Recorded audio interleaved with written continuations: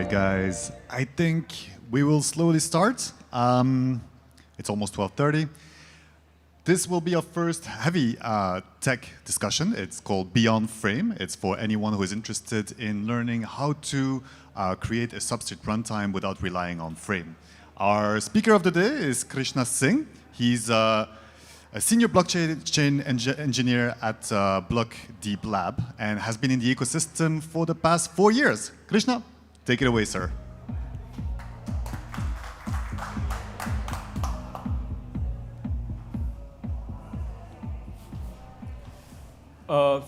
Hello everyone. My name is Krishna Singh. I'm working as a senior blockchain engineer at Block Deep. My today's talk is about crafting custom blockchain with Substrate core without using any frame palette. So idea is to showcase how different components interact with each other at primitive level. So this is my today's agenda. I will start with the foundational concept where I'm going to talk about the Substrate node architecture. And then we will go through each and every component one by one. And then we'll move to the system interaction, where we'll see how these components are interacting with each other, where I will talk about the communication pathways, and also we will analyze the transaction lifecycle. And then we'll move to the core components, where I'm going to talk about few essential runtime APIs, and then we'll move to the code walkthrough. So I created a, you can say more like a blockchain. It's a simple fungible token blockchain. It has all fungible token functionality. So I'm going to showcase that, and then I will conclude the presentation with quick Q&A. So let's begin. So let's start with the foundational concept. So this is the Substrate node architecture. So it has RPC server, database, Wasm runtime, host functions, runtime APIs, import queue, and transactional pool. Let's go through each and every component one by one. So first one is RPC server. So basically RPC server handles the clients of the interaction. So if you want to send transaction to the blockchain, you just have to interact with this. And if you want to know the state of the chain, let's say if I give you an example, if you want to know the balance of Alice, or want to know about any proposal or anything, then you just have to interact with the RPC server. It's a JSON RPC based server, basically. Now let's talk about the database. So it is a untyped key value storage. Why it is untyped? Because so that it can store multiple kind of data. So the same database can store the Alice balance and all, or can store the things regarding the proposal.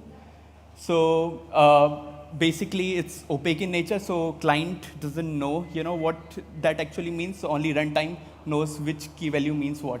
Though there is exception known as code, so that is only known by the node. So every time there's a new block, so it loads the Wasm binary from the database and do the rest of the operations.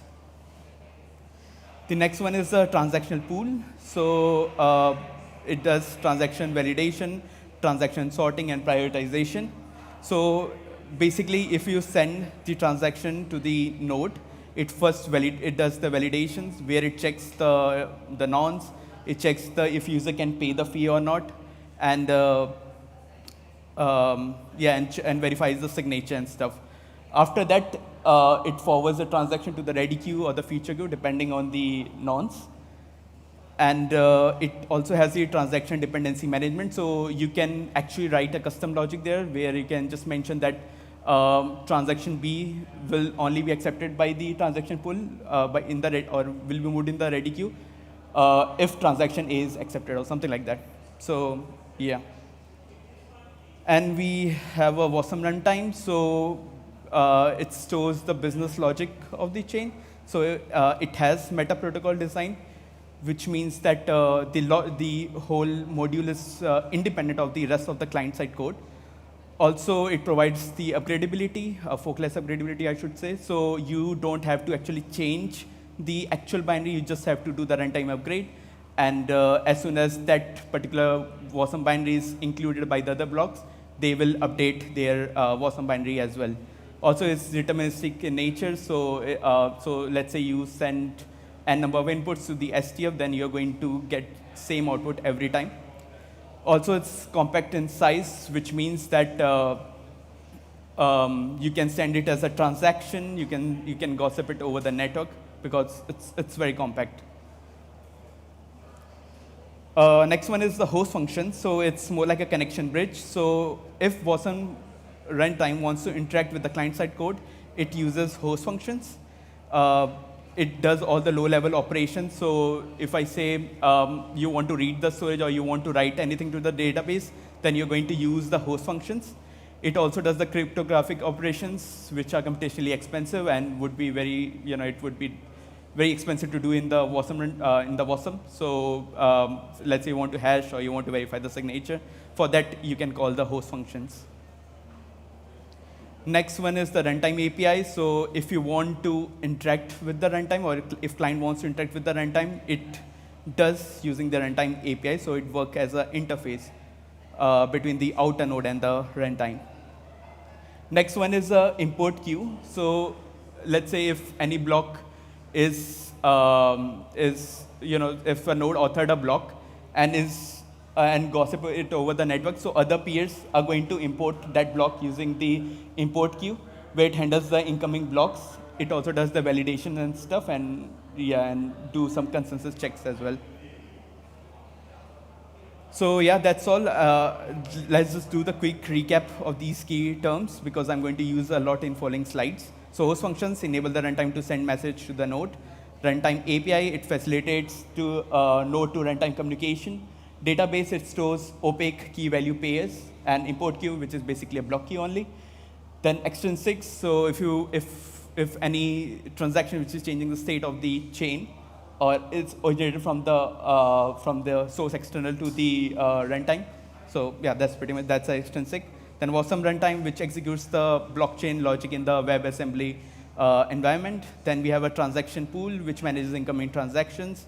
Then RPC server, which handles peer-to-peer communication and RPCs, and enable network interaction and client requests. Now let's talk about the system interaction. So this is a communication path. So yeah, if node wants to talk to the runtime Wasm, then it's going to use the runtime API, right? And if runtime want to talk to the node, then it's going to use the host function. So if I give you an example, let's say if you want to know the balance of Alice, then you just have to send a request to the JSON RPC server, and what it does, it forwards it to the runtime API. Now runtime, because though node has access to the database, but it can't decode it. It doesn't know any meaning, what that value is. So runtime call the host function, and it accesses those key value pair or that particular storage, and then return it back to the JSON RPC server as a response. Now let's analyze the transaction lifecycle. So we have 4 actors here: user, node, Wasm, and runtime. I know Wasm and runtime both are the same thing. I just did for sake of simplicity. So idea is the runtime, it uses the block space while Wasm doesn't. So if user wants to send a transaction to the node, then it's going to call the submit transaction. It's going to call the submit transaction RPC, where it's going to provide the call. And what node does, it validates the transaction before including it into the transaction pool. It checks that it does a basic validation, non-signature, and the fee, if the user can pay a fee or not. If the user can, then it moves the transaction to the ready queue or the feature queue, depends. And let's say if that particular node is a proposer, then it's going to call the block builder, and it's going to fetch the transactions from the transaction pool on the basis of priority. Then it makes the first runtime API call, which is init block, which initializes the block where it just provides the header. And then it start executing extrinsic one by one. And there's this temporary state which runtime maintains, which we call overlay. And there it updates the data accordingly. At last, it finalizes the block, and if everything is fine, then it updates whatever was in the overlay, it updates its local state DB. So yeah, that's overall transaction lifecycle. Now let's move to the core components. So these are the few essential APIs which I implemented in the for my demo, and I'm just going to mention them how it works and all. So version, it just tells that which runtime that particular node is running. Execute block, after you import the block from import queue, it sends that whole block to the WASM, where it executes each and every transaction extrinsics in that particular block, and update the overlay, and later, as usual, and overlays merge to the state. Next one is initialize block. So this is the first call, as I mentioned before. So there it just provides the header, and and the rest calls follow after the initialize block. The next one is validate transaction. So before adding it to the transaction pool, it calls the validate transaction, where it provides the transaction, and it checks. And we can also write a custom logic, other than checking non-signature and stuff. If you want to write some custom logic for transaction check, then we can do that as well. Then there's apply extrinsic. So so if we want to push the extrinsic to the WASM, it applies the extrinsic one by one.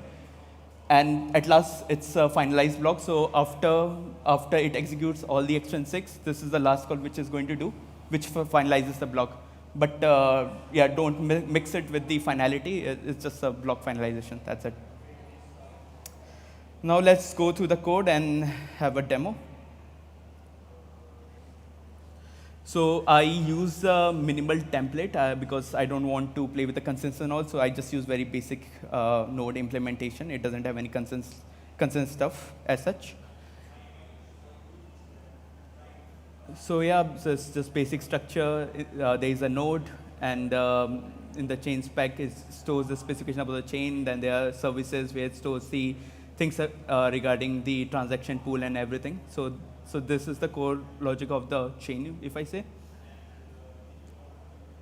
And this is the code. So this is the WASM code.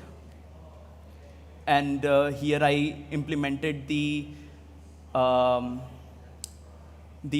token functionality. So as you can see here, I'm not using any palette as such. So I implemented a calls like main transfer, the basic fungible token stuff here. And now let's call now let's start the node, and we will start sending the transaction, and then we will analyze the logs.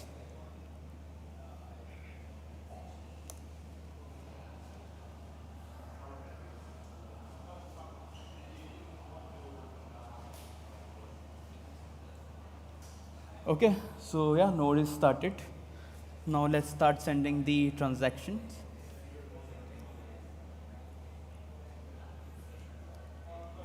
Let's send the mint token call.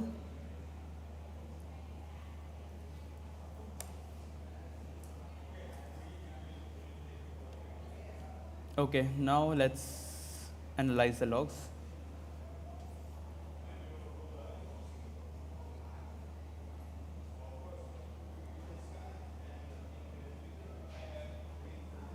Okay, so let's check out this particular log.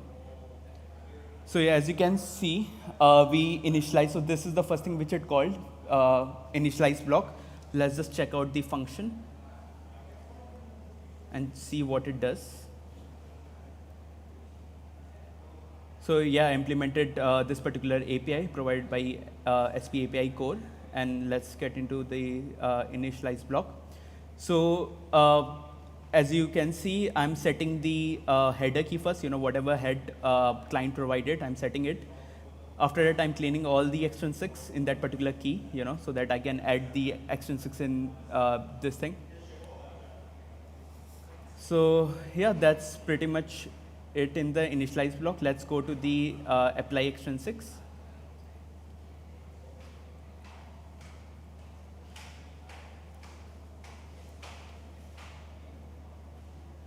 So in the apply extrinsic, as you can see, the call type is mint here. So yeah, I send the receiver and the amount in the call. And what it did that it fetches the state from the DB using the SPIO. So basically, SPIO storage is a host function here, and it fetched the value for that particular account. In this case, it's amount from the database. After that, let's say if that key pair was available, then we are going to just add. We are just going to add the amount to the balance, and then we are again calling the host function here, where we are setting the new balance for that particular receiver account. And let's say if account was not available, then I'm just going to set the balance for that particular for the receiver directly. Let's do the next call. So next one is transfer token.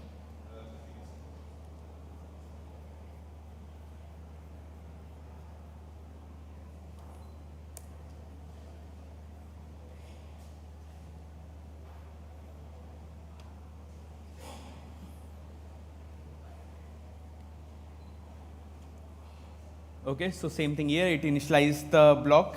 It provided the header. After that, it applied my extrinsic, which I sent to the runtime. So here, as you can see, there is a sender, there is a receiver, and the amount which I would like to transfer. And I handled this particular call here. So this is the call type transfer, where sender and receiver is of type account32 and amount is of type U1 to it. Then I'm fetching the balance of both sender and the receiver from the using the host function. And let's say if the account for both sender and the receiver was there, then I'm just checking that about the amount, if amount is smaller or greater. If it is smaller, then I'm just returning the error that there is not enough balance. If everything is fine, then I'm just updating their balance and setting it directly on the database. And same for the receiver. I'm adding the balance. And then setting it on the storage directly using the host function. And there are a few other cases which I handled. Now let's send the invalid transfer call.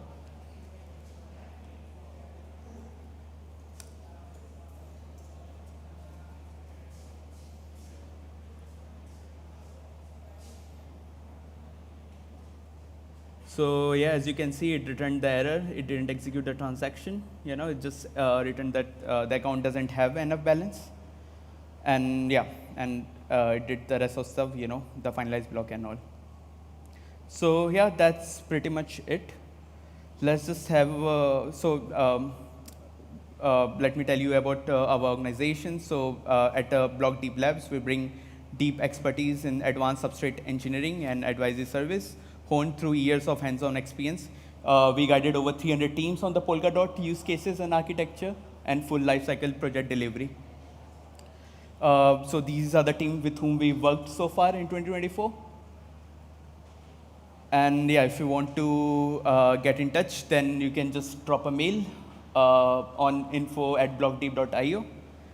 And yeah, so let's have a quick Q&A session, and let me know if you guys have any questions and stuff.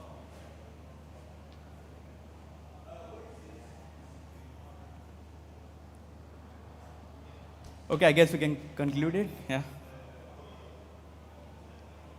Thanks, guys. All right. Bye-bye. Thank you very much, Krishna. Thank you. All right. So we've reached the end of the first half of the day. So feel free to go for lunch, have yourself something to eat. We'll see each other again at 2 p.m. And the first talk will be about crust resilient storage. Thank you very much.